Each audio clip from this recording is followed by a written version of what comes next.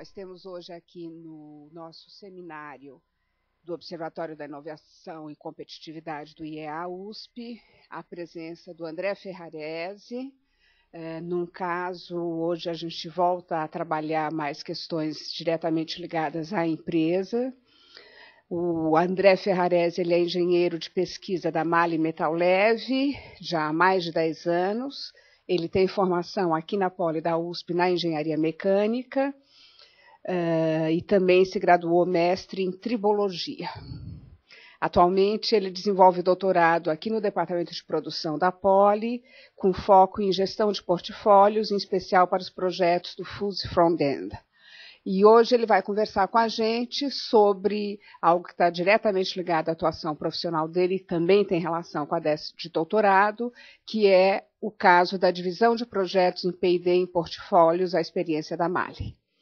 Então, nós começamos, como sempre, com a apresentação do André, e na sequência nós abrimos para debate, tanto com perguntas aqui feitas no próprio auditório, como também a possibilidade de que sejam enviadas perguntas através da internet.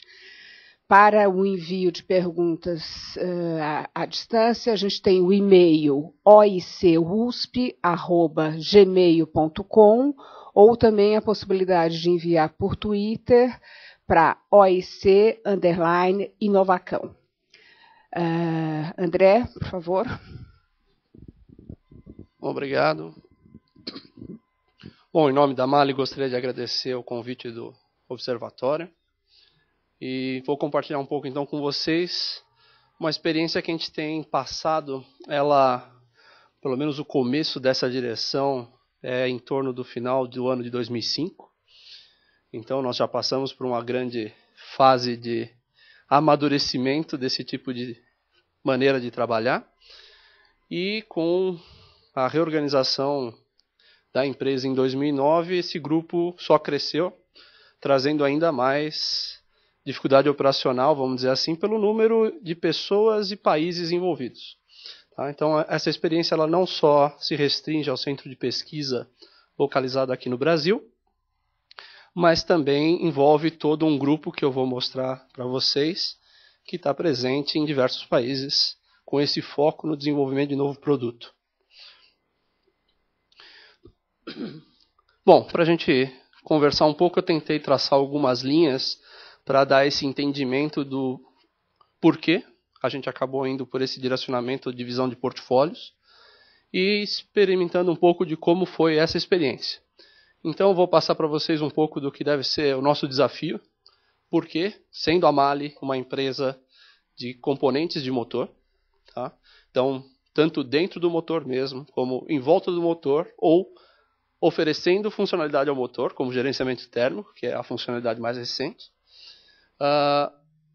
por que ainda se envolver nesse tipo de trabalho, uma vez que todos ouvem e são massacrados dia a dia com o famoso carro elétrico? Então vamos conversar um pouco dessa motivação, 2 slides, e aí nós vamos então, entendendo melhor o desafio, conhecer um pouco a empresa, e aí sim, como a gente faz o alinhamento estratégico e, portanto, a divisão por portfólios. E dessa maneira, tentar explorar para vocês e mostrar como é que estão divididos esses portfólios do ponto de vista gerencial. Bom, para não faltar, como é que a gente tem medido se isso está no direcionamento certo, os indicadores de desempenho, e o que a gente ainda vê como desafios que estamos tentando estruturar e vencê-los à frente. Bom, não preciso falar, todo mundo conhece a perspectiva ruim do aumento de temperatura no mundo, até o nosso amigo urso polar parece que está perdendo a casa dele, que tem muito a ver com os gases de efeito estufa, que seriam aí primordiais como direcionamento do desenvolvimento de novos motores. Então, uma preocupação grande de como o efeito de gases de efeito estufa podem contribuir e podem ser minorizados com o desempenho dos motores. Frente a isso, você ainda enfrenta outros desafios, como, por exemplo, a nossa metrópole aqui tem grandes exemplos desse tipo de coisa. Precisamos reinventar o meio de transporte. E isso, quando a gente fala de automóvel, pode ter as diferentes maneiras. Pode desde discutir a motoração, se ela seria por por via elétrica ou uma combinação entre motor elétrico, motor a combustão interna ou célula de hidrogênio.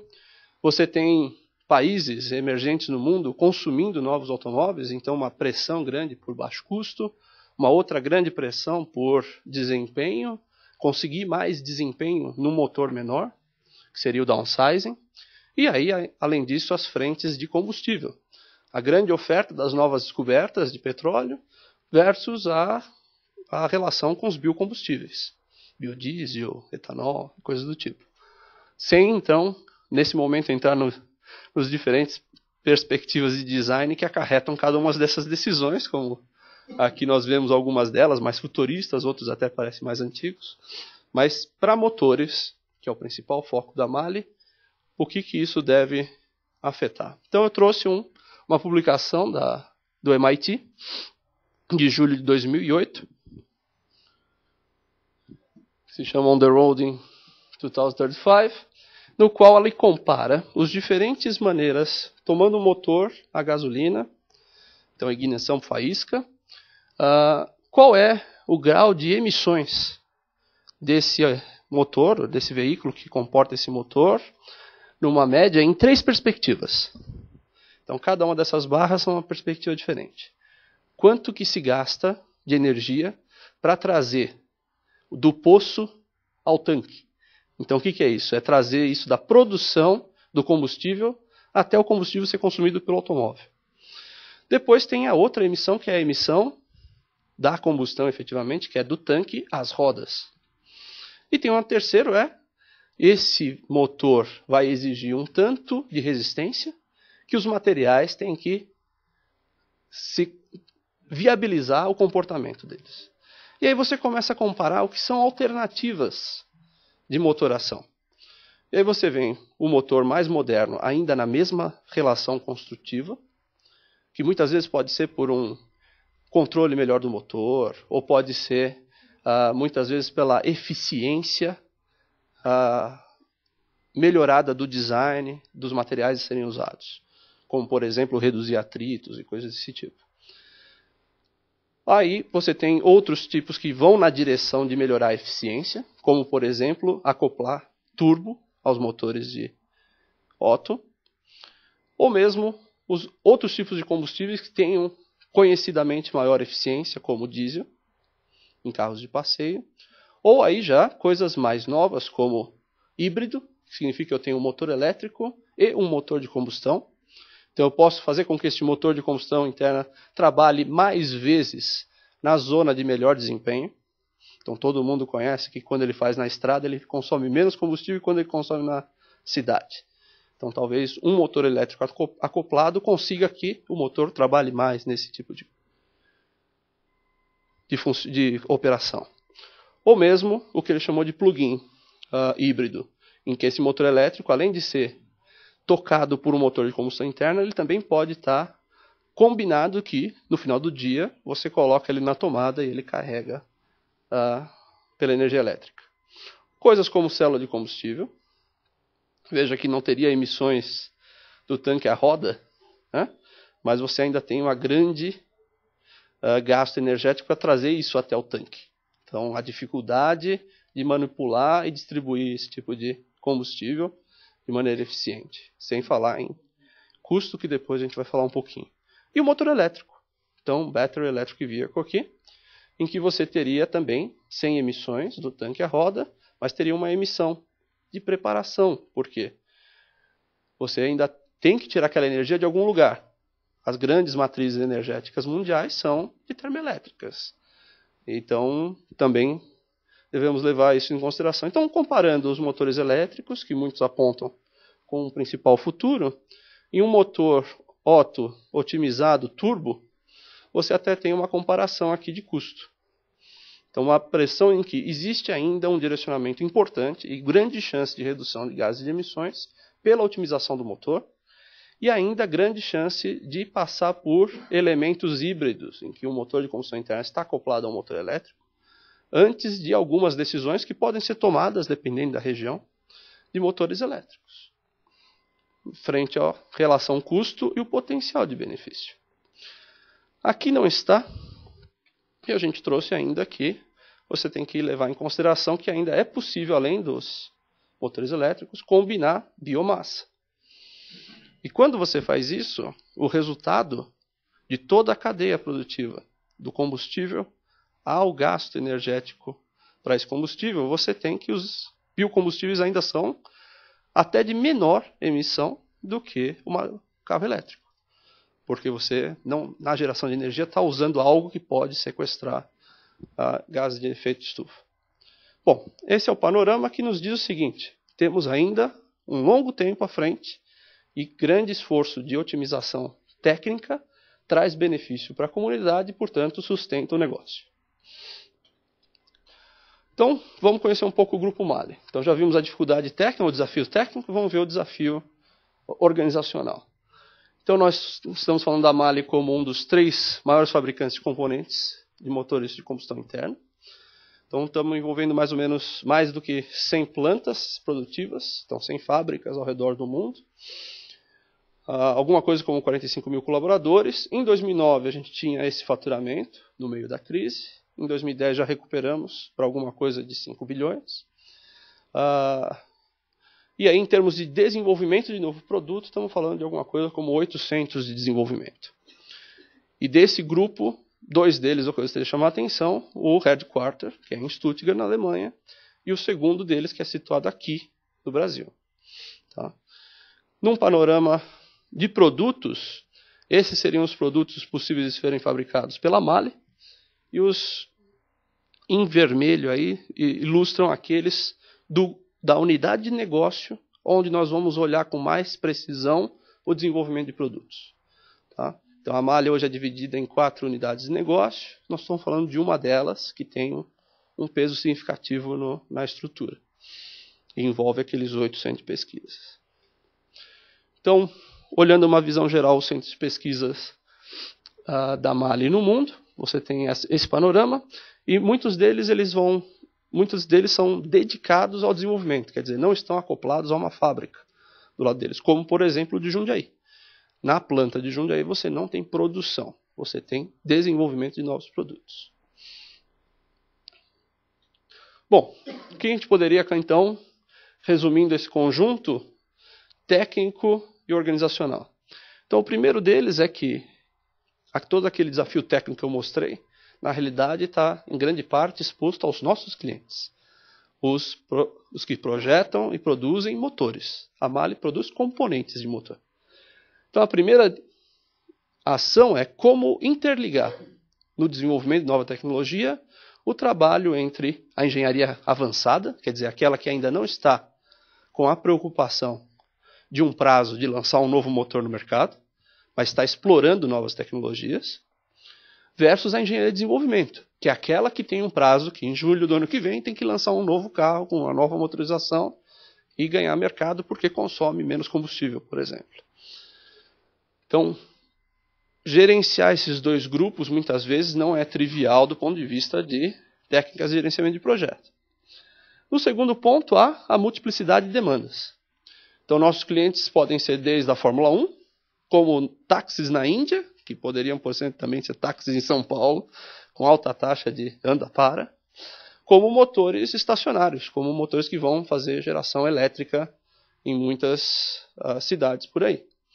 Então, cada um deles exige uma complexidade técnica diferente e, por sua vez, vai exigir uma tecnologia diferente. Em alguns deles, o desafio é reduzir perdas mecânicas, então atrito. Outros, o desafio é melhorar a eficiência energética por maior compressibilidade ou menor vazamento. Outro ponto é que você tem esse desenvolvimento, apesar de mundial, restrições que muitas vezes são locais. Então, todos os carros desenvolvidos nos Estados Unidos são flex também. Só que são flex em que a quantidade de etanol é até 85% de etanol e 15% de gasolina. Já no Brasil, ele é flex, podendo ser até 100% de etanol, com o cuidado que esse 100%, na realidade, quase 5% é água. Então, funcionalmente, atraem, apesar de ser o mesmo motor da fabricante A nos Estados Unidos e no Brasil, também ser motor flex, exige uma complexidade técnica diferente. Então, há uma necessidade grande de um suporte local ao desenvolvimento das montadoras, que nós aprendemos no Brasil a chamar de tropicalização, alguma coisa assim. Tá? Mas que isso, num ambiente de plataformas globais, um carro é produzido no México para fornecer aqui, ou um carro é aqui fornecido em diversos lugares do mundo, ou mesmo a China, e por aí vai, tem que atrair essas dificuldades técnicas que depois acabam por se tornar dificuldades de administração local, do ponto de vista do gerenciamento desse suporte técnico. Bom, além disso, então, quando estamos falando de desenvolvimento de novas tecnologias, muitas vezes os recursos, quer dizer, testes ou disponibilidade daquela tecnologia para avaliação, assim como as pessoas, os especialistas, acabam estando distribuídos mundialmente. Então, existe aqui também a dificuldade da multiculturalidade que existe no desenvolvimento. Quando a gente está falando daqueles 8 centros de pesquisas, imaginando que existem projetos que envolvem cada um daqueles, coordenar esse grupo também é mais um desafio do ponto de vista de gerenciamento de projetos.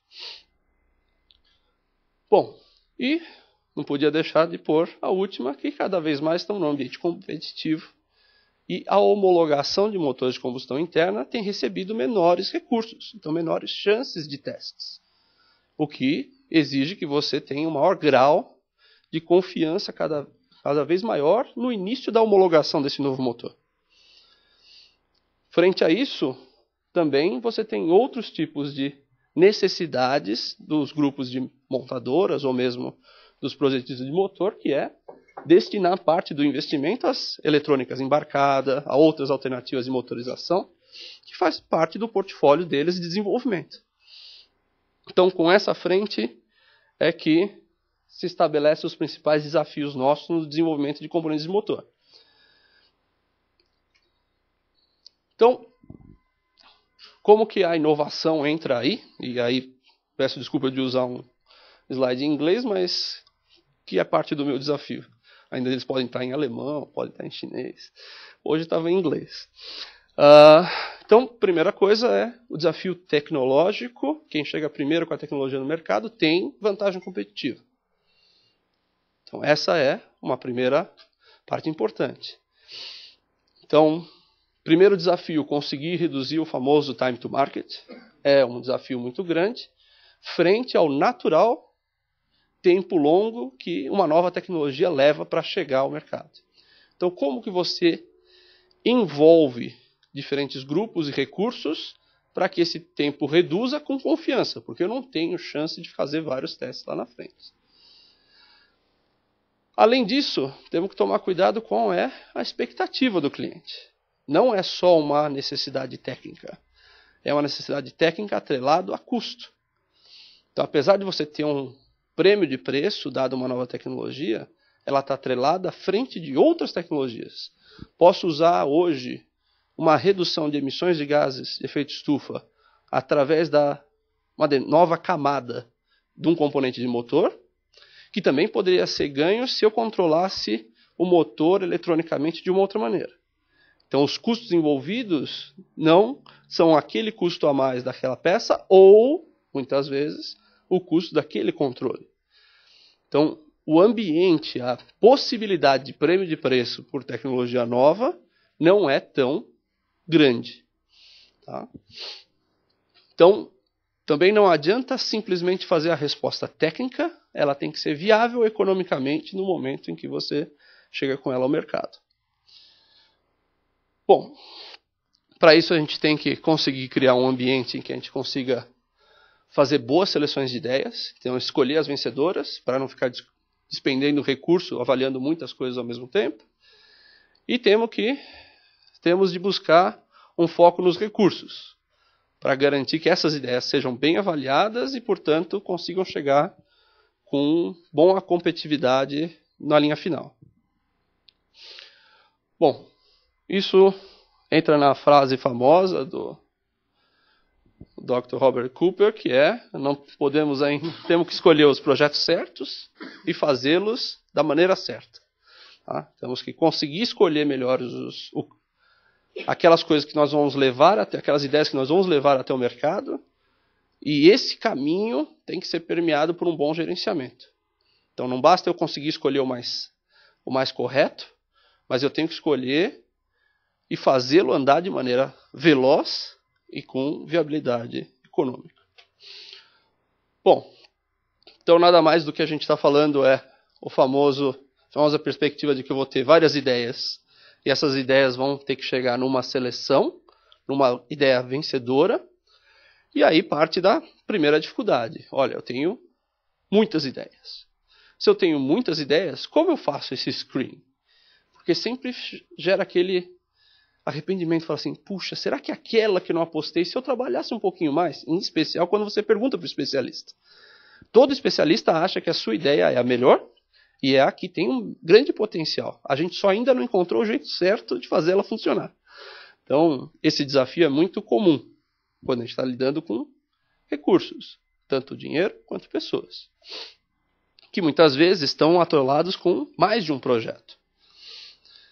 E aí, a questão do tempo é uma que tem que ter grande foco. Então, existem as ideias que ainda são muito prematuras e teriam que ter mais chances de passar por experiências. E tem aqui as ideias que já estão maduras e têm uma grande percepção de valor no mercado, que eu tenho que fazê-la correr rapidamente ao mercado. E aí, se eu tenho um conflito de uma ideia desse tipo, que precisa correr rapidamente ao mercado, e uma ideia que ainda não está madura, qual eu faço primeiro? Então já tenho o conflito do tempo como um dos recursos, não muitas vezes, claro, na perspectiva do gerenciamento do portfólio. E aí, basicamente, o Dr. Cooper nos passa aí algumas orientações. Então, temos que garantir que a entrada seja realmente rica. Tenho que ter muitas ideias, porque quanto mais eu começo a selecionar, melhor, porque eu poderia ter mais chances de escolher a certa. Mas eu devo ter passos bem específicos em que eu faço uma redução do número de ideias, buscando o quê? Buscando não só, esse é um grande ponto, não só a viabilidade financeira, que normalmente é um indicador, uma variável importante no sistema, mas que nos ajude a competir naquele ambiente técnico ou tecnológico muito mais complexo do que antigamente. Então, há a necessidade de ser reconhecido como inovador para poder ter o prêmio de preço. E aí o Cooper traça alguma coisa como 17:1. As últimas avaliações nossas, isso aí estava alguma coisa como 10:1. Na nossa experiência. Bom, então para conseguir juntar essas coisas, antes ainda de falar de divisão de portfólios, a gente tentou trazer um panorama de como a gente faz o alinhamento estratégico. Então, se muitas das frentes, eu acabei de falar, não só financeiro, deve ser o meio em que a gente vai selecionar as ideias, ou a composição das ideias. Bom, talvez muitas literaturas falem isso também. Mas, se não essas, de que maneira faremos? Então, a nossa iniciativa foi por buscar um alinhamento que nasce a partir do plano econômico. Então, a partir do plano econômico, eu tenho uma perspectiva de vendas, então tenho toda a avaliação orgânica da empresa, naquele momento e no próximo período, e o principal, a linha estratégica de que tipo de mercados a empresa pretende atuar mais especificamente, ou dar maior ênfase. Com essa orientação estratégica, que a gente chamou ali dos targets de negócio, a gente entra no ambiente de pesquisa e desenvolvimento. Nesse ambiente de pesquisa e desenvolvimento, a gente começa a traçar o que são as tendências tecnológicas de motor. Por essa perspectiva, fazemos o desdobramento no ambiente de componentes. Muito bem, se existem essas tendências de motores, os componentes devem ter esses tipos de características para suportar esse desenvolvimento. Muito bem, aí entra a parte que normalmente é mais difícil. Vamos colocar dinheiro vamos fazer um investimento em pesquisa e desenvolvimento. Isso está atrelado a uma porcentagem de vendas. Então, esse é o parte do todo para cobrir todas as estratégias de todos aqueles produtos vermelhos que nós vimos anteriormente. E aí começamos a fazer a divisão por segmento de mercado, que está ligado à estratégia do negócio, aonde e que tipo de mercado a gente quer ter uma diferenciação mais significativa ou ter uma presença de seguidor mais rápido, alguma coisa desse tipo. Bom, sendo aqui, nós sabemos o que há de recurso, pelo menos financeiro, e há a estrutura do centro de pesquisas montados, então sabemos os recursos de pessoas com os quais nós podemos trabalhar. E aí começamos então a fase do alinhamento, uma vez que a gente viu isso daqui do ambiente mundial, como ele responde pelas regiões. Então, é uma maneira de começar a reavaliar não só a tendência de motor, mas a tendência de produto por região. Acabei de escrever para vocês um grande exemplo da diferença entre o motor flex americano e o brasileiro. Assim como esses, existem outros grandes exemplos em outros lugares do mundo. E há necessidade, então, quando eu falo de um componente de motor para um motor flex, de começar a entender a particularidade de cada região. Se eu vou encontrar alguma coisa que é boa o suficiente que comporte os dois mercados, é o caminho ideal. Às vezes eu não tenho isso. E aí o que eu preciso em cada um deles? E aí sim, o alinhamento global, nós vamos ver no slide a seguir, de como a gente colhe essas demandas e começa a fazer uma revisão crítica dos projetos, o quanto esses projetos estão atendendo ou não as demandas, e as demandas que não estão sendo atendidas por projeto algum. Tá? E isso nós vamos acabar incluindo na fase seguinte, aonde eu trato cada um desses pontos. Quer dizer, onde eu trato os projetos que já existem, como eu efetivo estrategicamente a operacionalização, a aplicação de recursos para esses projetos, um maior, eu acelero, eu desacelero, ou mesmo aquelas novas demandas, elas vão fazer parte de que ambiente, de que portfólio para carregar ideias que sejam capazes de suprir aquela demanda. E aí, a divisão nos portfólios específicos eu vou explicar à frente. Mas nós temos aí um conjunto de portfólios que basicamente estão muito divididos pela incerteza que você tem do resultado técnico e produtivo daquele componente. Depois eu vou entrar em mais detalhes, a gente volta a falar disso. Tendo então a composição do portfólio de projetos em cada um dos portfólios diferentes, aí eu faço o gerenciamento do projeto, em que eu faço um acompanhamento de recursos e um acompanhamento de entregas, que daí são bem estabelecidas em momentos específicos de cada projeto e, dependendo do projeto, um fórum de decisão que avança ou não com o projeto na fase seguinte, ou muitas vezes decide por interromper o projeto e destinar recursos para outro grupo. Bom, então aqui é um exemplo de como fazer o alinhamento estratégico das demandas regionais. Então as diferentes regiões geram entradas para o processo de entendimento de demandas. É então a partir de um comitê de especialistas formado, o que é uma digestão, vamos chamar desse grupo, mas esse comitê de especialistas também com representantes de cada região, geram então o que a gente chama das demandas principais. E as demandas principais são aquelas com as quais a gente faz uma análise crítica com a lista atual de projetos.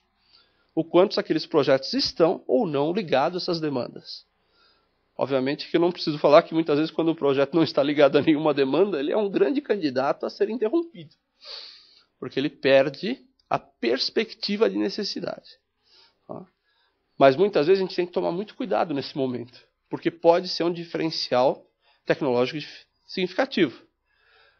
Eu não vou entrar muito no assunto, mas em portfólio a gente vai acabar tratando disso, mas existem os produtos lançados que podem ter sido puxados pelo mercado, então o mercado exigiu aquela nova característica, como podem ser produtos que foram de inovação que foram empurrados ao mercado. Quer dizer, a empresa disponibilizou uma nova tecnologia da qual não se sabia e que traz benefícios ao serem utilizadas. Essa segunda é extremamente difícil de ser realizada num ambiente em que custo é uma participação significativamente apertada. Se eu pudesse classificar os nossos projetos entre esses dois grupos, eu diria que entre 70% a 80% deles são puxados pelo mercado. Tá? Muito bem. Além disso, então, a gente faz uma revisão daqueles projetos que precisariam ser abertos ou iniciados para atender às demandas. O ranqueamento dos projetos por multicritérios. Então, o quanto que ele está altamente ligado à estratégia, se não, qual é a atratividade desse produto uma vez ele chegando ao mercado. Tá? E aí a seleção começa não só pelo ranqueamento desse multicritério, mas também da disponibilidade de recurso. Muitas vezes eu tenho lá os 3 primeiros, só que os 3 primeiros brigam pelos mesmos recursos. Então começa aquela eterna discussão se eu faço os 3 em paralelo ou estabeleço uma prioridade e por aí vai. Então isso é uma disputa bastante frequente nesse tipo de seleção, como fazer o balanceamento dos projetos frente às limitações e disponibilidade. Então, às vezes, existem recursos numa perspectiva macro, mundial, mas eles não estão disponíveis no lugar do qual eu preciso para fazer aquele desenvolvimento. Então, entra outro tipo de discussão que se discute, então vamos duplicar recursos em mais de uma região e coisas do tipo, que é parte desse desdobramento estratégico de equipe de pesquisa e desenvolvimento. Mas que para nós aqui é uma restrição. E a gente vai fazer a seleção pela disponibilidade. E aí então a gente faz um input. Muitas vezes começa a ficar mais claro que essas demandas, apesar de estarem ligadas a motor, começam a ganhar uma perspectiva de produto. Então por isso que não vai ser tão difícil de entender que esse primeiro cara que se beneficia na lista de projetos é o que a gente chama de portfólio de produto. Então eu tenho uma discussão das demandas para pistões, uma das demandas para anéis de pistão, outras demandas para bielas, válvulas, eixo comando. Então cada produto vai acabar sendo estimulado a uma determinada linha tecnológica, dependendo das demandas das diferentes regiões. E aí, cada produto também vai acabar recomendando ou solicitando ao que a gente vai chamar de portfólios gerais, que são aqueles que vão acabar sendo os fornecedores de novos conceitos, a buscarem novas perspectivas. Isso vai ficar claro quando eu mostrar para frente. Então, essa é a divisão de portfólios. Então, como eu disse, o mais comum é quando a gente tem o desenvolvimento de produto. Então, eu sei que se eu estou usando o motor flex, 100% etanol, podendo ter 5% de água, posso ter pressões muito mais altas do que quando eu não tenho etanol. Então, uma das coisas que um determinado componente, vamos falar deles, anéis de pistão, vai exigir uma maior resistência ao desgaste.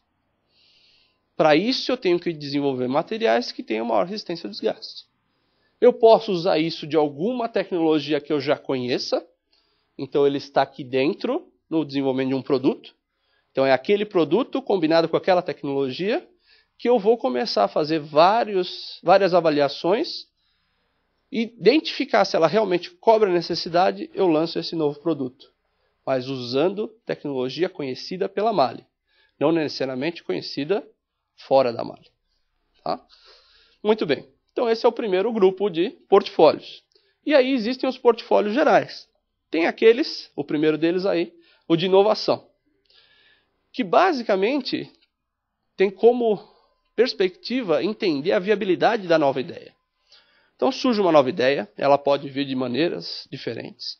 Pode ser espontânea, como nós temos um sistema chamado Innovation Factor, em que qualquer funcionário da MAHLE no mundo pode entrar e dar uma nova ideia de um novo produto. Então, entra nesse cesto de ideias o grupo de inovação. A primeira função desse grupo é coordenar os especialistas para fazer avaliações preliminares dessas ideias e, se necessário e interessante, frente às demandas, realizar o que a gente chama de estudos pilotos. testes de baixo custo que conseguem gerar um screening muito mais rápido dessas ideias. Para então, é o primeiro alimentador, é o primeiro portfólio geral que a gente chama, é esse portfólio de inovação, é aquele que vai dar o primeiro veredito de ideias. No nosso funil é o primeiro screening lá do funil. Aí você tem outro grupo de portfólios. Vou pular esse daqui e falar de materiais. O nosso ambiente de motores é muito focado em materiais. Então, a gente acabou criando um portfólio específico para eles, porque a técnica de gerar aquela nova camada ou aquele novo processo de fabricação traz características tais que possam ser atribuídas ao melhor desempenho do produto. Então, o desenvolvimento do material, mesmo que ainda não saiba ou não atrele a ele um produto específico, está atrelado a esse grupo de materiais aqui, uma vez que eu já passei pela primeira fase, quer dizer, eu consigo explorar essa tecnologia. Se eu não consigo, ele vai lá para a inovação e tem que fazer um estudo piloto. Se eu consigo desenvolver essa tecnologia com os especialistas e recursos da Mali, ou que eu conheça fora da Mali, e ele está ligado ao desenvolvimento de materiais, está no portfólio de materiais. E aí tem um outro portfólio que é importante para nós, que é o de ferramentas básicas, que vai dar a plataforma de ferramentas para que eu possa testar aquela nova tecnologia. Veja a dificuldade nossa. Nós temos que desenvolver um componente para um motor que ainda não existe e, portanto, exigir, durante os testes daquele componente, tal como aquele motor que ainda não existe. Então, normalmente você tem duas linhas principais. Ou você tenta criar ferramentas internas, pode ser ferramentas numéricas, ou mesmo ferramentas de bancadas de teste, que inclusive podem passar por modificações de motores. Ou você faz esse desenvolvimento conjunto com um determinado cliente, dentro daquela que a gente chamou de engenharia avançada. Obviamente que, quando você fala um desenvolvimento junto de um cliente, existem algumas restrições para isso. Em especial, se você está buscando nova tecnologia e prêmio de preço, a primeira dificuldade é conseguir o prêmio de preço do seu parceiro, certo? Então, essa começa a ser uma dualidade importante desse gerenciamento. Então, as ferramentas básicas têm essa função: prover suporte de avaliação aos novos produtos em desenvolvimento. E o último é o de sistemas. Bom, como vocês viram, há um grupo significativo de produtos naquela unidade de negócio e que cada um deles possui um portfólio de produto. A Mali, então, tendo esse conjunto que se liga, por exemplo, os anéis se montam no pistão, que rodam dentro de uma camisa, que estão ligados ao pistão, à biela. Qual é o benefício de fazer um sistema otimizado? É essa busca que esse portfólio tende a responder, em que aí eu começo a não mais desenvolver um produto, mas a desenvolver um sistema. Tá? Essa é outra dificuldade pelos diferentes aspectos técnicos de cada um dos produtos. Tá? Bom, então esse é o conjunto de portfólios que acabam dispostos dessa maneira. Então, só para... Quando a gente fala de desenvolvimento de novos produtos, cada empresa acaba situando este nome num lugar diferente. Então, eu vou situar como nós fazemos na Mali. Então, você tem aqui vários procedimentos de negócio, mas você tem um grupo que analisa mercado, um grupo que define estratégia, orçamento, tem um grupo de pesquisa. Então, esse grupo de pesquisa são os laboratórios de teste, muitas vezes, que vão prover novas capacidades. Nós temos o grupo de engenharia avançada, que muitas vezes está preocupado em conhecer novas oportunidades de negócio para a Mali, que não são aquelas dos produtos atuais. E existe esse grupo específico, que é o que eu estou falando até agora, que é o grupo de pré-desenvolvimento. É aquele grupo que trabalha com os produtos disponíveis na Mali, pistões, anéis de pistões, eixo comando, só que numa fase anterior do envolvimento com o cliente final. Então, se aqui o componente vira o novo pistão do motor 1 litro do cliente A, aqui ele é a tecnologia do pistão que possibilitou virar o pistão do cliente A, do motor 1 litro do cliente A. Tá? Então, muitas vezes é comum encontrar desenvolvimento de produto como esta fase também. Tá? Aquela que se trabalha com o cliente, porque eu estou desenvolvendo o motor do cliente. É um novo produto também. E para nós, o produto é o componente e não o motor. Então, por isso essa separação, até para que todos entendam o que é o interesse da Mali nessa separação, porque ela está preocupada em lançar novos componentes. E daí suportar novos desenvolvimentos com os clientes. E dos desenvolvimentos de, o que a gente chama aqui pré-desenvolvimento, ou grupo de novos componentes, teria à disposição dos portfólios nesse grupo. Então, mais próximos dos clientes, o desenvolvimento de produto, então, pistões, que é dividido em 5 marcos importantes de decisão. Tá? Eu vou mostrar para vocês quais são esses marcos. E, alimentando esse grupo, você pode ter ideias, aquele grupo lá de inovação, que está na busca da viabilidade ou não da ideia, os testes pilotos, pode fornecer direto uma ideia que vai ser tratada aqui. Apesar de original, que necessitou esse tipo de abordagem, ela pode ser facilmente executada ou entendida pela estrutura de produto existente. Tá? Vamos dizer assim, é o mundo mais fácil. Infelizmente, não é sempre que isso acontece, elas podem alimentar o portfólio geral.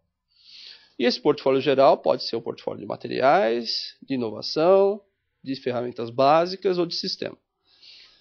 E eles não foi proposital, então, a divisão de que você tem maior número de marcos e estágios nesse desenvolvimento do que nesse e menos nesse. Porque a velocidade em cada um deles é muito importante. Quanto mais próximo da ideia, para que eu escolha a ideia mais rápido. Caso contrário, eu começo com... Se tudo que entra aqui acaba entrando aqui, você não tem um efeito funil e você tem uma distribuição de recursos muito alta, o que gera ineficiência no desenvolvimento dos projetos.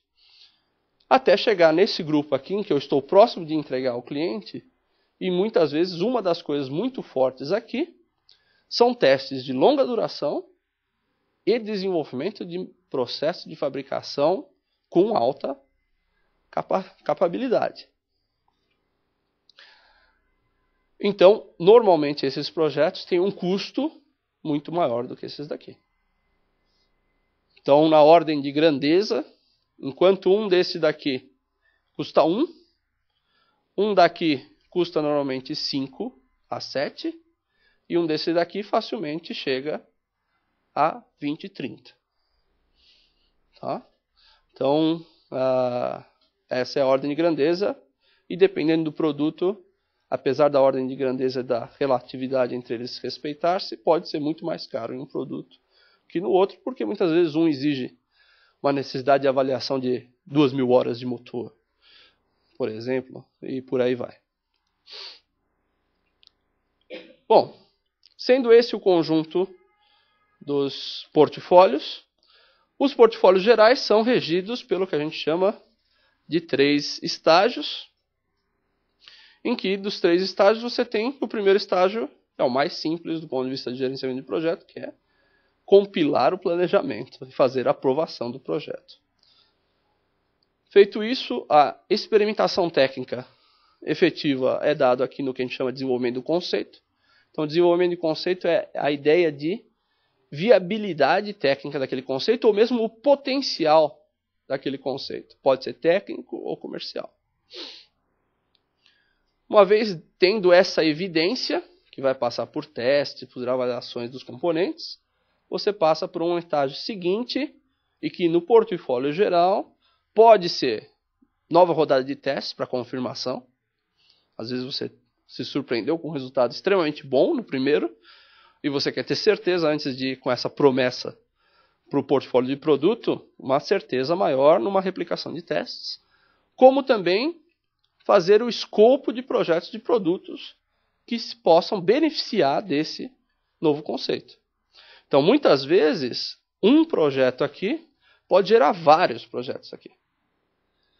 O que já é a primeira perspectiva de que o processo não é bem um funil, certo? Porque ele pode aumentar daqui para cá. Mas existem irmãos deles que morrem muito antes. Então, em números, muitas vezes você vê um funil. Mas, efetivamente, há a possibilidade, se nós falarmos na unidade de projeto, de ter um difusor aqui de número de projetos. Que é das minhas auguras de desenvolvimento da tese de doutorado.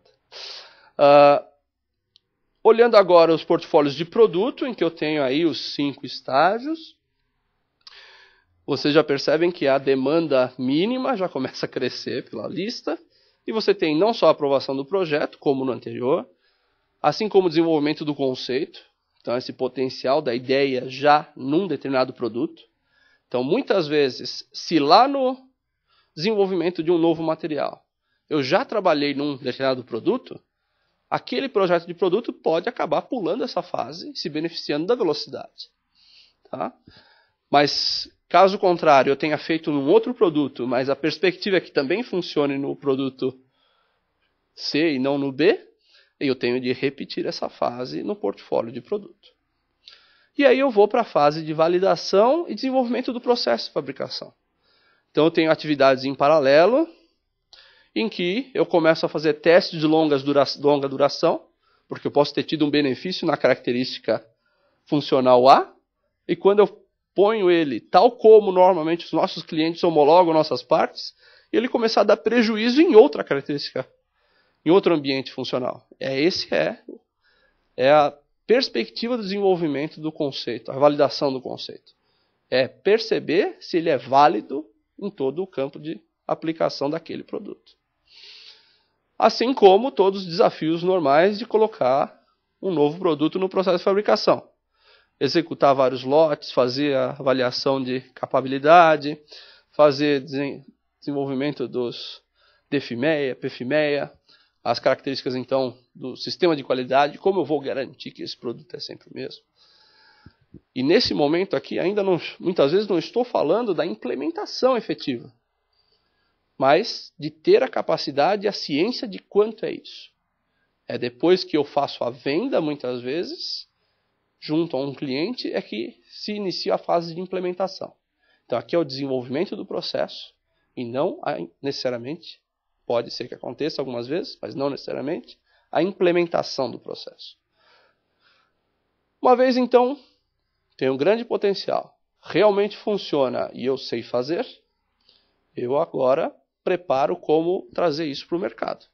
E muitas vezes é entre essas duas fases que eu busco um cliente parceiro para tentar antecipar a vontade do cliente começar a pensar naquela tecnologia para o seu próximo desenvolvimento.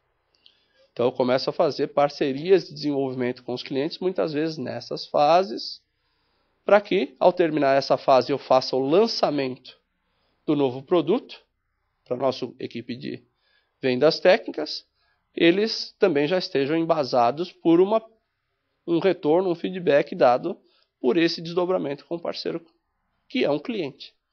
Então, consegue-se perceber as diferentes facetas que, por alguma razão, não faziam parte do conteúdo básico de treinamento. Então, é nesse momento também que, terminada esta fase, começa o treinamento da força de vendas e do que a gente chama roadshow, a apresentação do novo produto a diversos clientes. E por monitoramento da prática de gestão de projeto, a gente tem o último estágio, que é o de pós-lançamento. E o de pós-lançamento tem duas etapas muito importantes. Uma logo depois que fecha o projeto, que a primeira função é coletar as lições aprendidas do gerenciamento do projeto. Depois, 6 meses a 2 anos, após o lançamento, para se conhecer como esse novo processo foi implementado com muita ou com pouca dificuldade no processo fabril, ou se foi bem ou mal recebido pelo mercado, que é a perspectiva de efetividade. Então, caso contrário, se eu só me preocupasse com a eficiência de lançar novos produtos, eu começo a aceitar, diminuir o critério de aceitação em cada uma dessas coisas e vou lançando mais produtos. Não é isso que nós queremos. Queremos vender mais produtos novos com prêmio de preço. Então, essa é a questão da efetividade do lançamento, que a gente também tem buscado um pouco mais.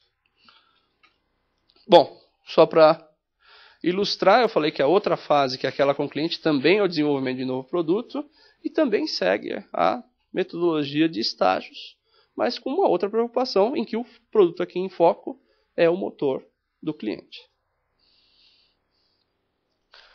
Bom, sendo então essa divisão que eu mostrei para vocês terem uma perspectiva de como a gente tem tentado acompanhar indicadores de desempenho. Então, o primeiro deles seria muito simples e mede a eficiência, é quantos produtos a gente tem lançado por ano. O outro é, desses produtos lançados nos últimos anos, quantos deles eu já consegui vender? Quer dizer, quantos desses já estão numa fase avançada de aprovação ou já foram colocados em produção em série? Que é a tentativa de ver a efetividade. A grande dificuldade entre esses dois é que, normalmente, a fase de desenvolvimento de um novo motor facilmente é em torno de 2 anos. Tá? Então, eu só consigo saber se alguma coisa deu certo 2 anos depois, no melhor das hipóteses. Se ele efetivamente, logo depois de lançado, já foi colocado num novo desenvolvimento de motor. Então, por isso, há o desafio de envolver o cliente antes para reduzir o tempo de desenvolvimento do motor do cliente. Só que significa também envolver o cliente numa fase em que ainda há incertezas significativas sobre o desempenho tecnológico. Então, é uma dualidade e uma perspectiva bastante difícil de controlar. Outra questão. Eu mostrei que a inovação, uma nova tecnologia pode ser reconhecida com um prêmio de preço, obviamente com o controle do que é este prêmio, e muitas vezes isso é interessante do ponto de vista de propriedade intelectual. Então, monitorar o número de aplicações de patentes é um indicador de desempenho importante. Mas muito mais é conhecer que essas aplicações já estejam atreladas a algum projeto em andamento, caso contrário, pode ser dispêndio de recursos. Então, tem toda a atividade de aplicação, como monitoramento das áreas férteis de inovação, alguma coisa desse tipo, mas do ponto de vista de produtos lançados, tem essa preocupação de quanto que os pedidos estão atrelados ou não a um projeto em andamento com chance de chegar no mercado. E, obviamente, que uma vez lançado o produto, quanto que ele estava ligado a patentes depositadas. E muitas vezes esse é o ponto, o projeto consegue ser concluído antes dela ser avaliada. E você tem uma relação com patentes depositadas nos últimos 3 ou 4 anos. Daqueles produtos que estamos lançando, quantos deles estão ligados a essas patentes? Essa é outra métrica importante. Bom, aqui eu trouxe uma perspectiva nos últimos anos dessa unidade de negócio, do ponto de vista de produtos lançados e produtos vendidos. Veja que nós estamos trabalhando alguma coisa na base anual em torno de 50% e 60%, e a expectativa é que a gente chegue em 70% ou acima disso. Então, a consequência do novo desenvolvimento em novo negócio tem sido cada vez mais forte pelo arroxo do orçamento e coisas do tipo, é a busca da efetividade. Obviamente que com um grande cuidado de que essa busca da efetividade não leve a produtos que não sejam reconhecidos como inovadores. Então, por isso que existe esse outro indicador de quantos dos produtos lançados estão suportados por uma aplicação de patente nos últimos 3 anos. Então, aí nós estamos falando de 30% a 40% como meta. Então, é aquela história da inovação empurrando o novo produto e não o mercado puxando o novo produto. Então, esse é o ambiente de indicadores de desempenho.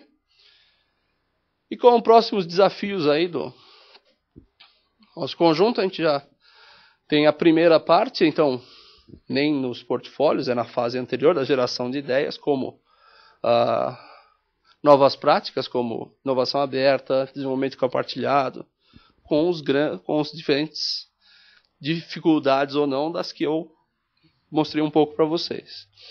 A articulação dos momentos certos de promoção e envolvimento do cliente final. É uma das coisas que a gente tem buscado cada vez mais entender como fazer essa dinâmica.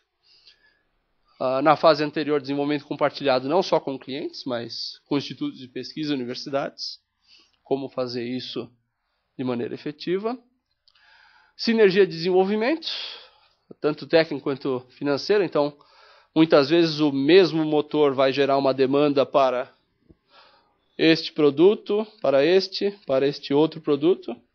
Talvez os testes de validação possam ser feitos em conjuntos e com isso eu consiga reduzir os custos de desenvolvimento. O que gera uma necessidade de gerenciamento não tão trivial, que é conseguir as peças no mesmo tempo. Caso contrário, começo a atrasar. Sempre consigo fazer o lançamento pelo mais tarde dos lançamentos. Aumento de desenvolvimento mundiais. Então, times multiculturais é cada vez uma realidade. Então, apesar de eu ter ilhas de especialização, como motores flex, Brasil, motores turbo em outra região, e alguma coisa desse tipo, a funcionalidade de distribuição das matrizes são tais que a gente tem cada vez mais esse envolvimento em multiculturas. O que também impacta em diferentes velocidades, muitas vezes. E por último, a inteligência coletiva com alinhamento para posicionamento e seleção. Então, como fazer esse lançamento frente aos movimentos competitivos, quer dizer. Então, como combinar para que esse lançamento tenha maior impacto, menor impacto, ou muitas vezes até eu possa atrasar um determinado desenvolvimento, porque meu monitoramento da competição diz que ainda há um tempo, eles não vão nos passar, alguma coisa desse tipo. Tá? Obviamente que isso não é trivial, mas é uma das tentativas de fazer um sistema mais eficiente no fim das contas. Bom, essa aí é a foto do nosso centro de pesquisa em Jundiaí, entre Anhanguera e Bandeirantes. Agradecer mais uma vez a oportunidade e acho que agora a gente começa uma fase de debate. Obrigado.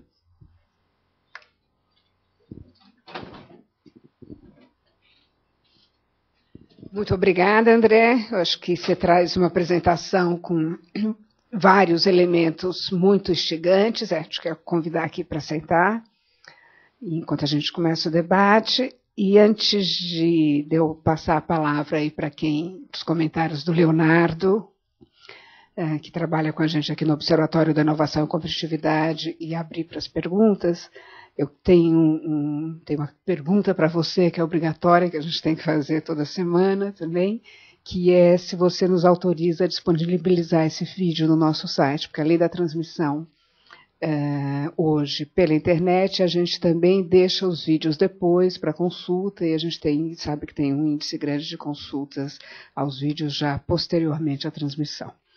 E a gente precisa da sua autorização para isso. Ok? Então, ótimo. Muito obrigada. E eu já vou, depois eu repito, mas eu já vou também anunciar qual é o nosso seminário da próxima semana, do dia 13. No dia 13, nós teremos aqui a presença do Tenente Brigadeiro Reginaldo Santos, que é o reitor do Instituto Tecnológico da Aeronáutica, o ITA, e que vai estar conversando conosco sobre o ITA e o futuro da atividade da engenharia. Então, a gente alterna novamente o foco dos nossos debates, mas sempre ligado a essa questão da inovação e do desenvolvimento e competitividade do Brasil. Bom, passo para o Leonardo e, ao mesmo tempo, abro para as inscrições de perguntas. Eu sou Leonardo, sou doutorando de Engenharia de Produção, no tema Inovação Radical, com o professor Mário Salé. Acho que o André fez uma apresentação muito instigante, muito clara, do ponto de vista, acho que ligada à temática de inovação e gestão dela, acho que bem completa. Eu tenho, sim, inúmeros pontos, mas eu vou tentar ser muito breve para instigar o debate, tal é a qualidade da apresentação. Eu tenho um primeiro ponto que é super interessante, que a gente tem avaliado algumas empresas e acompanhado algumas empresas mundialmente. Um dos exemplos é a Nokia. A Nokia, ela dá um exemplo super emblemático de como uma empresa com um sistema de inovação super bem estruturado está em decadência. A pergunta, isso tem aparecido no New York Times, inclusive na mídia Le Monde, etc. A pergunta é, como é que você, ao criar um sistema muito estruturado de inovação, você não leva ele a inovar cada vez mais incrementalmente? Devido às cobranças mais financeiras, etc. Mas o meu ponto que eu realmente quero levantar, você fez no início uma explanação sobre o carro, as possibilidades do futuro, carro elétrico, célula de hidrogênio, downside, híbrido, que são incertezas basicamente das montadoras, das empresas que desenvolvem os carros e os motores. No entanto, se a Mali quer se engajar nisso, ela convive com a incerteza do cliente e a própria incerteza técnica dela. E aí, exige um pouco de uma gestão coletiva de incertezas. Você precisa gerenciar, inclusive, as incertezas do seu cliente. Eu gostaria, apesar de você ter falado que esse envolvimento do cliente é sempre complicado, gostaria de você falar se você tem casos de projetos que vocês estão envolvidos nesse tipo de complexidade. André, antes a gente tem 3 inscrições já para outras perguntas. Eu vou pedir o seguinte, a gente vai tentando montar bloco de 3 questões, tá? Então, por enquanto, além da questão do Leonardo, eu vou pedir para o Rafael fazer a questão e a Zil na sequência. E depois eu passo para você, tá bom? É uma pergunta que chegou via internet. Ela é do Raoni Barros, ele é doutorando aqui na Engenharia de Produção e também trabalhando no Laboratório de Gestão e Inovação. Ele diz o seguinte: bom dia. Estou enviando a pergunta antecipadamente devido ao tempo de transmissão. Talvez seja o tema seja abordado ao longo da palestra. Sou doutorando em Engenharia de Produção da Poli e conheci o Sr. André e um pouco do trabalho da Mari quando trabalhei pelo Sistema de Inovação da FPT há 2 anos. Pergunto: a Mali tem se destacado na inovação de produto, principalmente através dos esforços em seu centro de pesquisa, que é uma referência para várias empresas do setor. Pergunto: o trabalho hoje desempenhado na empresa reconhece ou pretende considerar outros níveis de inovação, processo produtivo, processos organizacionais, modelos de negócio e cultura da inovação? Quais as perspectivas para a continuidade do trabalho no que tange a sua abrangência na organização?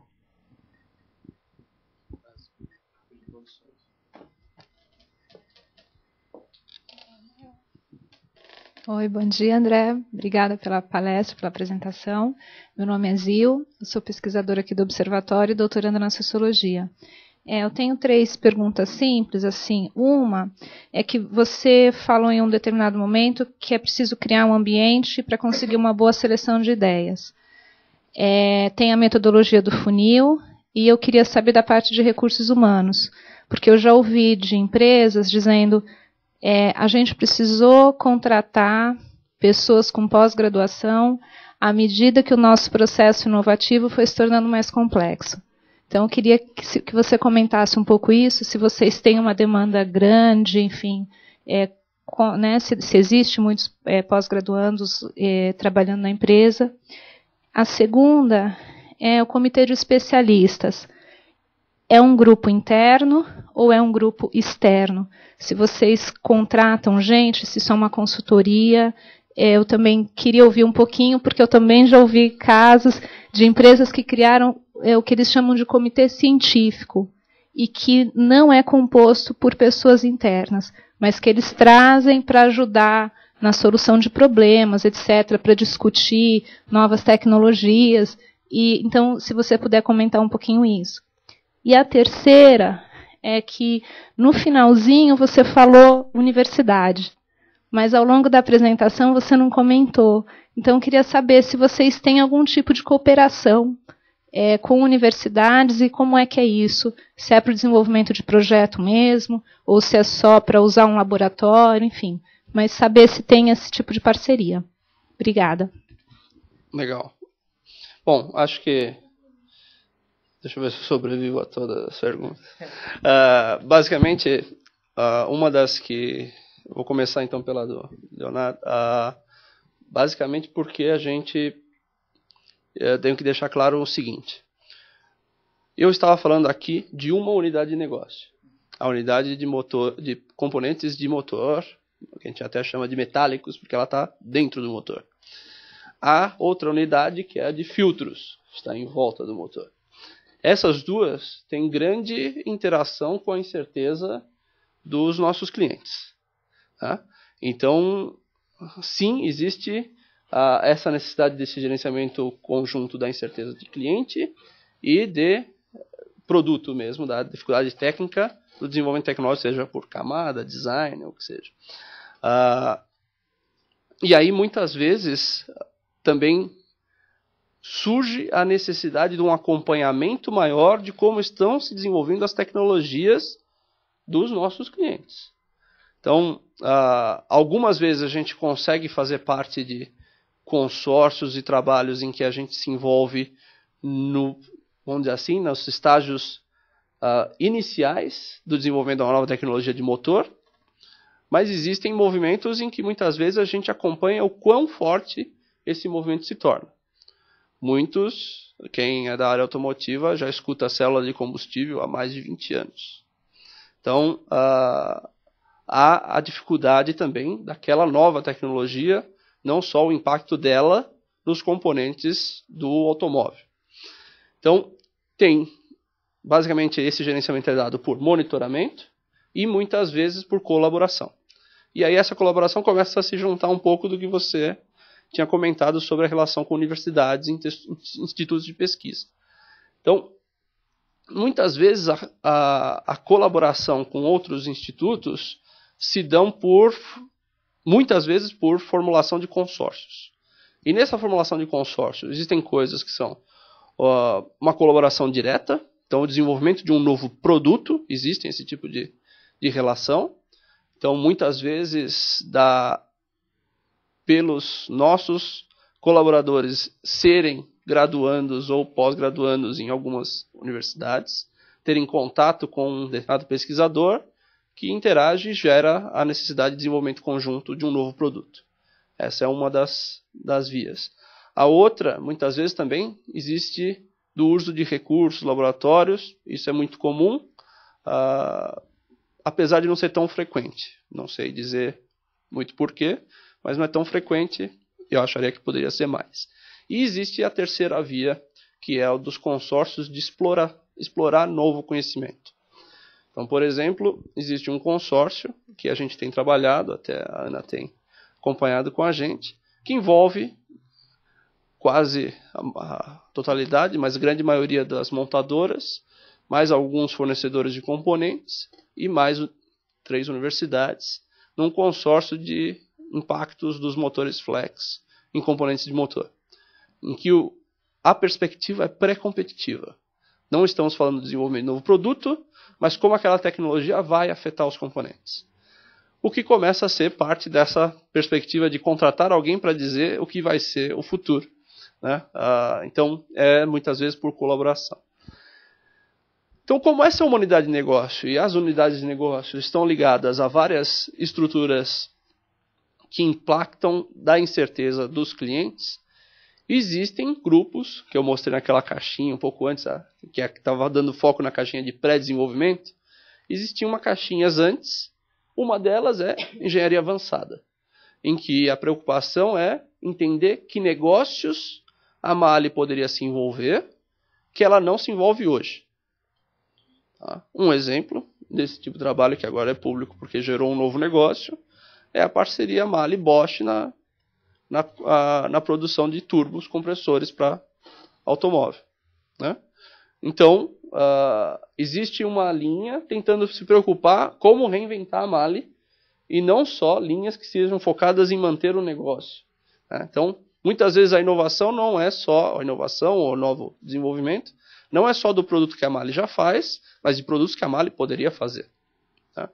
Obviamente que gerenciado por estruturas diferentes em um primeiro momento, pelo menos, até se estabelecer o modelo de negócio e pôr a produção, a perspectiva para funcionar. Mas existe essa divisão, inclusive são de grupos diferentes. Eu até sei algumas coisas que eu estou compartilhando com vocês, mas como eu sou da unidade de negócio de componentes de motor, eu sei muito pela estrutura, não no dia a dia. Né? Esse grupo, a grande maioria deles, estão localizados no headquarter lá na Alemanha. E aí,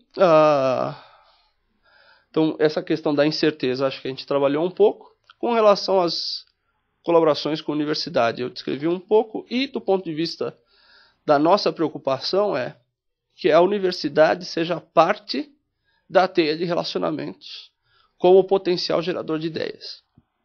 E como fazer isso?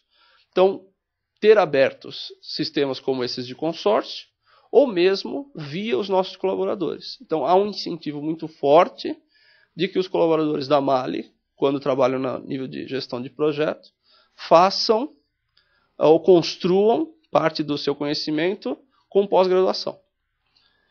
Então, hoje nós poderíamos dizer que mais de 50%, 60% dos nossos líderes de projeto já são pós-graduandos. Então, mestres e doutores. E quase que toda outra metade está nesse caminho.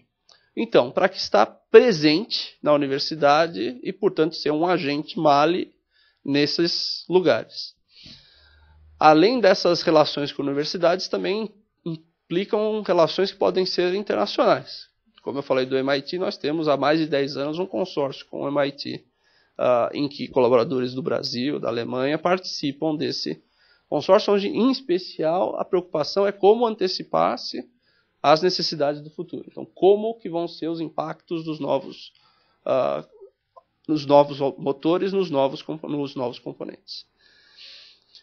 Então, muitas vezes não há essa questão do comitê de especialistas, são todos internos, uma vez por ano, mas fortemente influenciados em cada uma das suas regiões pelas parcerias externas.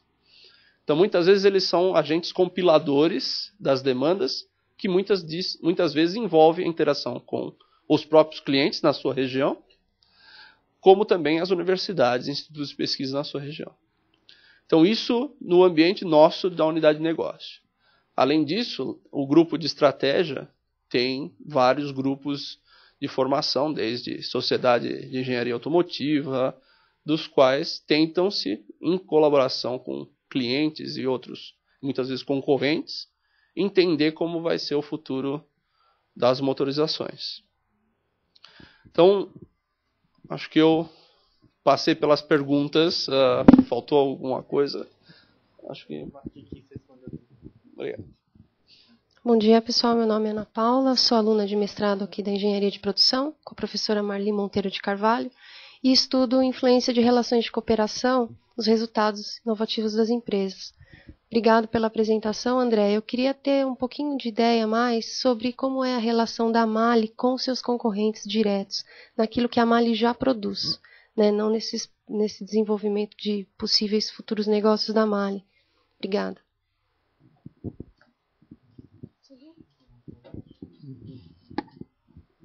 Bom dia, eu sou o Vitor, eu estou mais na área da administração, então, nesse sentido, eu gostaria de saber sobre o ambiente que tem na Mali, qual tipo de organização, se é uma organização mais rígida ou se é uma organização mais flexível, mais participativa, e se existe uma diferença de organização na fábrica e no seu setor. Aproveitando a pergunta dele um pouco, você falou aí dos seus diferentes portfólios, né? Eu queria saber, basicamente, o comitê. Como é que o comitê avalia diferentes projetos com diferentes níveis de certeza, e se há casos em que um projeto era de interesse do Brasil, isso você pode falar, claro, e ele foi para outro lugar, e se há essas disputas entre locais, mesmo que a expertise seja muito mais localizada, igual você falou, tem algumas ilhas, mas principalmente pela ideia de que há hoje uma concorrência de o custo do Brasil está aumentando de P&D, e aí alguns projetos estão migrando, se você está pegando isso. Bom, eu vou também fazer duas questões, acho que com um foco um pouco diferente, mas que eu gostaria que, se possível, você comentasse. Primeiro, considerando o próprio histórico da Mali e da forma como ela chega ao Brasil pela aquisição de uma empresa que já tinha tradição grande no Brasil, eu queria que você comentasse um pouco o peso do Brasil dentro dos desenvolvimentos mundiais e quais as especificidades dele e a possibilidade de se há alguma influência, ou seja, quando você tem essa discussão do conjunto dos projetos, né, como é que você avalia o peso do Brasil hoje no contexto mundial da Mali, principalmente na área de P&D. E depois você mencionou algumas vezes o fato de que um bom percentual dos projetos de inovação tem como origem o mercado, uma demanda do mercado. E aí eu fiquei me perguntando se quando você fala mercado, você está pensando só nas empresas que são as empresas automotivas que vão ser as consumidoras diretas, ou se você tem hoje outros tipos de atores, principalmente considerando essa preocupação ambiental, e que vão influir no desenho desse mercado e que não são diretamente as empresas montadoras. Estou pensando aí toda a parte de regulamentação ambiental, de atores institucionais, sejam governos diretamente ou mesmo entidades internacionais. Ok. O grande problema é que eu esqueci a pergunta dela. A pergunta dela é as relações com os concorrentes. Tá certo. Então, a pergunta é sobre a relação com os concorrentes. Não, pelo menos, vamos falar agora da minha unidade de negócio, porque quando vai para a Mali, isso pode mudar de figura, e aí eu nem sei responder. Mas na unidade de negócio da qual eu faço parte, o desenvolvimento de colaboração com os concorrentes muitas vezes vem da necessidade de regulamentação comum de tecnologia, que, por exemplo, as normas ISO. Né? Então, é construído pelos órgãos, obviamente, responsáveis pela padronização, mas os especialistas estão na geração dos produtos.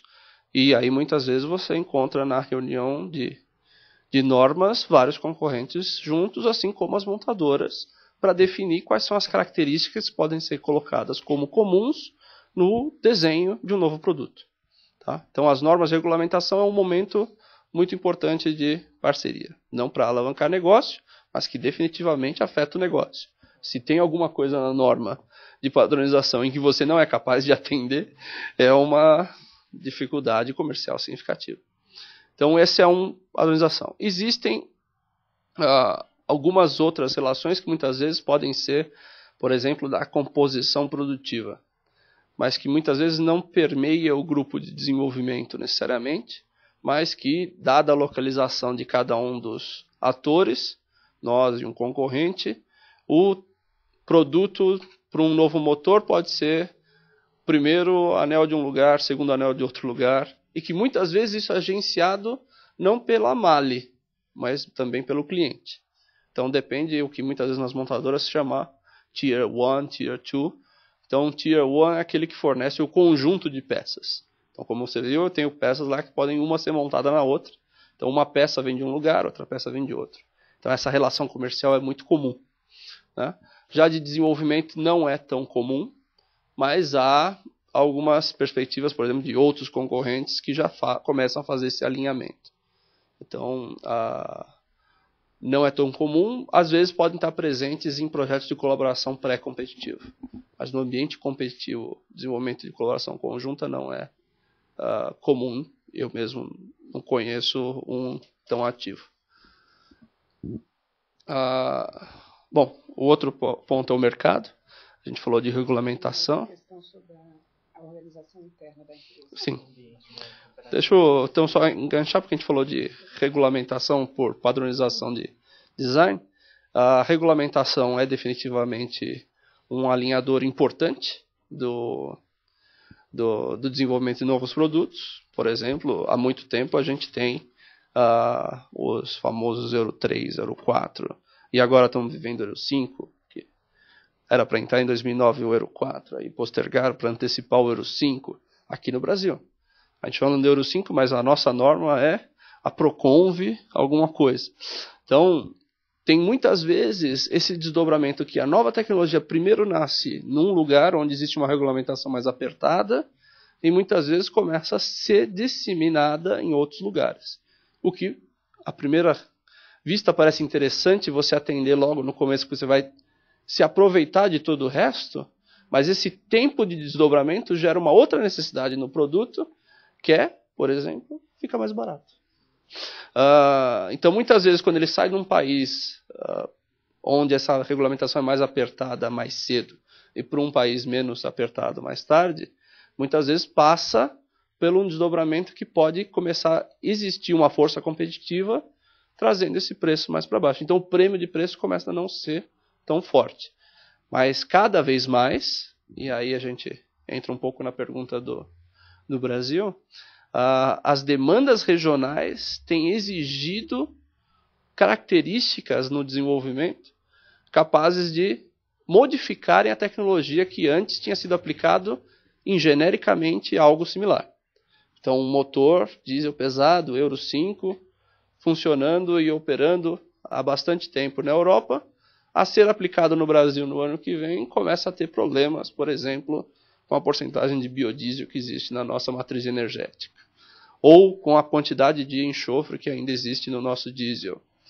Então, esse tipo de desdobramento é muito comum e muitas vezes exige um esforço que pode chegar, algumas vezes, até ser um novo desenvolvimento. Então, essa especificidade das regiões tem se tornado muito forte. Então, o que tem impedido a estratégia que tem sido muito buscada pelos fabricantes de motores do mundo, que é as plataformas globais. Então, com a intenção de fabricar um motor e distribuí-lo produtivamente em vários lugares do mundo. Não tem sido tão fácil.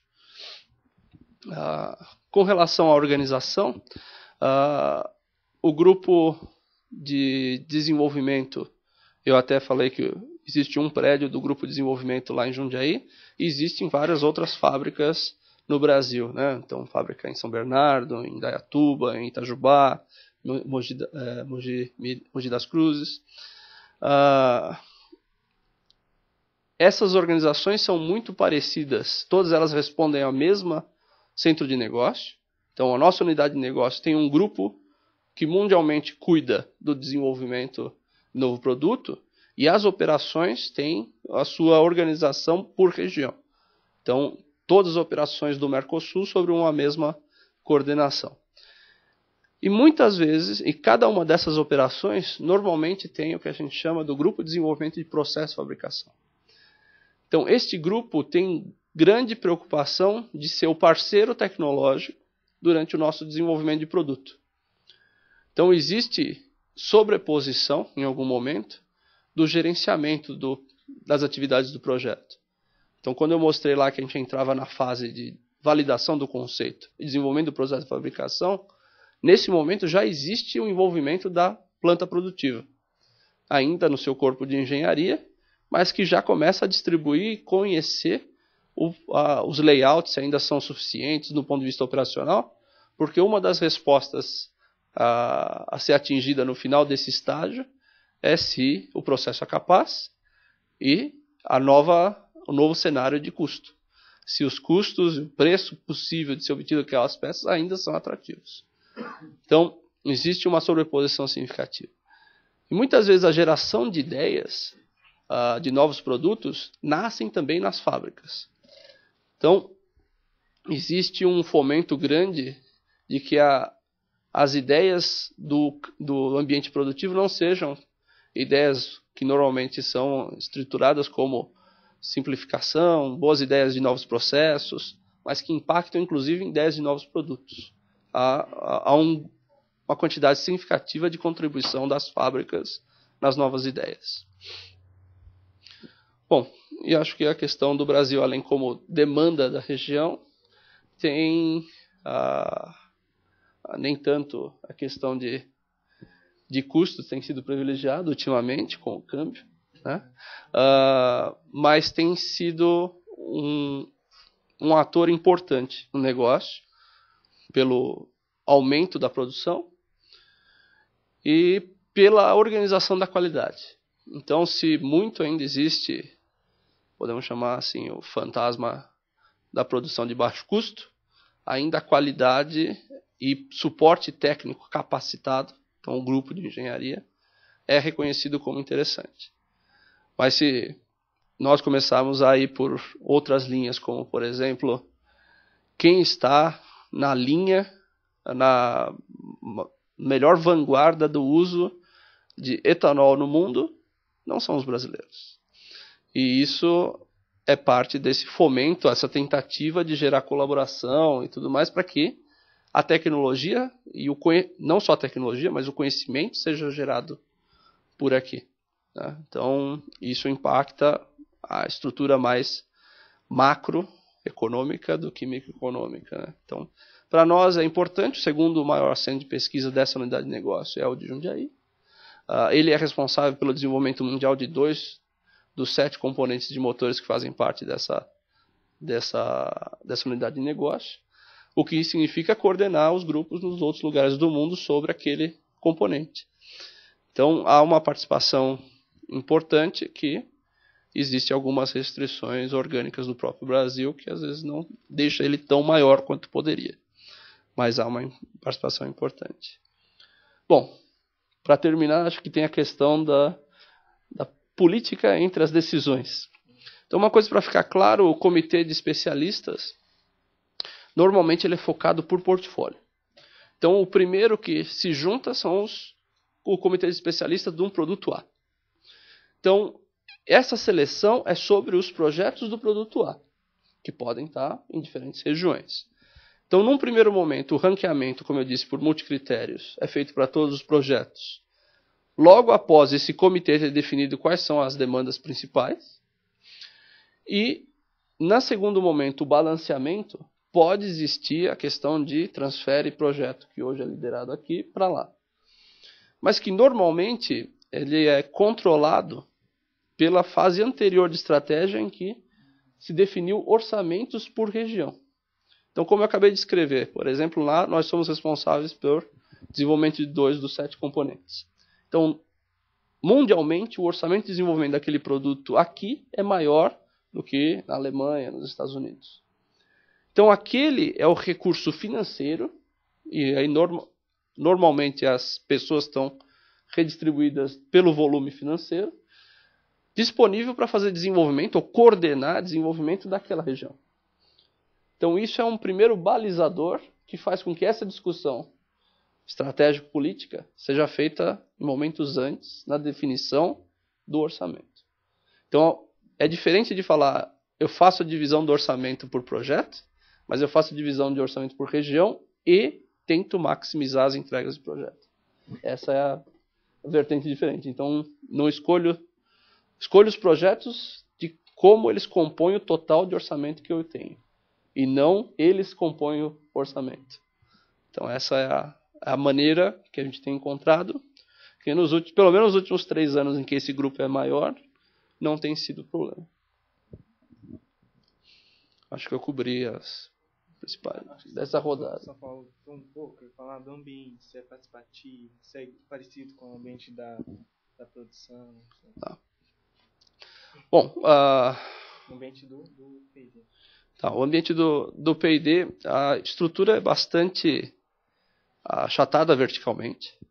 Então, nós temos o responsável mundial do desenvolvimento, um responsável da região, gerentes e pessoas. Então, 4 níveis, nós estamos no estágio mais alto E esse tipo de participação e colaboração entre as áreas acaba sendo muito forte, porque os projetos acabam sendo multifuncionais. Então, você não tem uma gerência de projetos, mas os projetos acabam sendo gerenciados por uma área com colaboração de outras áreas. E esse gerenciamento nem sempre é numa área só, permeia as diferentes outras regiões. Inclusive, aí o único que normalmente não gerencia na parte de P&D, mas está presente em todos os projetos, é o grupo do processo de fabricação que está na fábrica. Né? Mas que num segundo momento, em que vira um projeto com o cliente,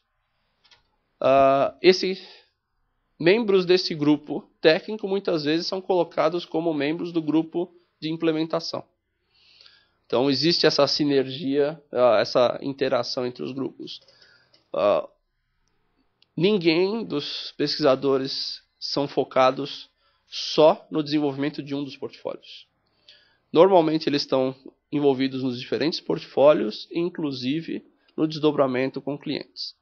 Então, a ideia é que eles não tenham a visão condicionada para aquilo que ele está fazendo somente, mas consigam entender o desdobramento e a aplicação disso no ambiente macro. Então, tem essa rotatividade, o que é extremamente complexo do ponto de vista de recursos humanos, mas que é fomentados para que o ambiente seja criativo e consiga contribuir com uma velocidade maior de desenvolvimento. Então, ele não está sempre no mesmo foco, né? Então, já na fábrica isso já fica um pouco mais difícil de ocorrer.